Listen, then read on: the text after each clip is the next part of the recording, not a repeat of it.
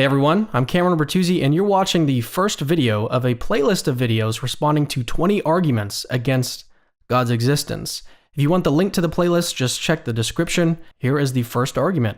There's no evidence. We start this series off with a little bit of irony. What evidence does Hemant give that there's no evidence? There's no evidence.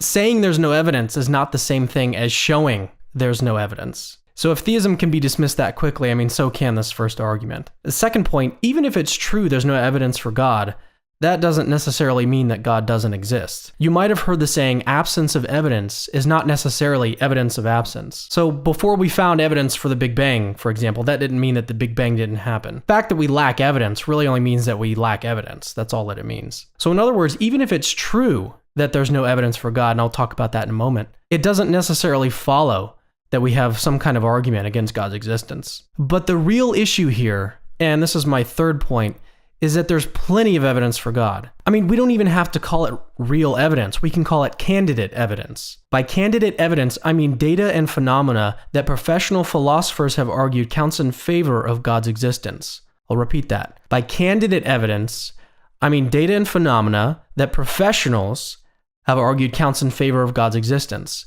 So this would rule out any kind of banana argument you might have heard from your pastor or your friend. No, the arguments that I'm talking about as candidates are those that have been submitted by professionals in cosmology and in physics and philosophy, and they've submitted these to journals for peer review. So here's just a couple examples of the type of candidate evidence I'm talking about. The first one is the universe itself. There's got to be some reason why our universe has billions of galaxies instead of billions of slimy triangles. And you can't actually use the universe itself to explain this. That'd be like explaining the existence of a chicken in terms of the chicken. That's circular. So the question we face then is, well, what type of thing could create the entire universe?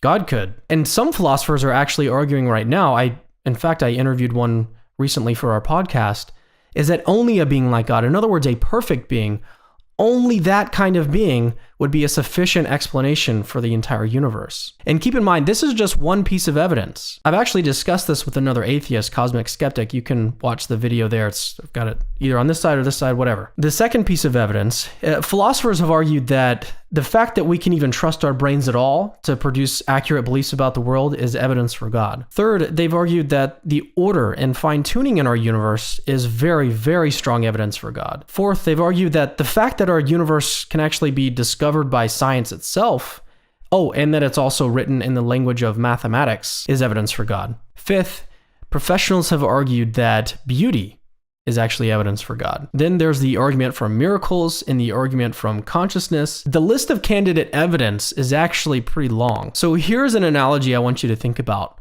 Wouldn't it be kind of silly if I was making a video, 20 arguments against evolution, and started out by saying, well, there's just no evidence? Would anyone take me seriously, or would any serious person take me seriously? I doubt it. What you'd have to do, like any honest human being would, is deal with the best evidence for that position. So here's my fourth and last point. The entire case for Christianity is not built on one little tiny piece of evidence, but it's actually a convergence of many different types of evidence, like in metaphysics and ethics and cosmology and physics and so on. And basically, the idea is that all of these evidences point in one direction. As homicide detective J. Warner Wallace notes, quote, "Most of my cases have relied on the cumulative nature of evidential inferences," end quote.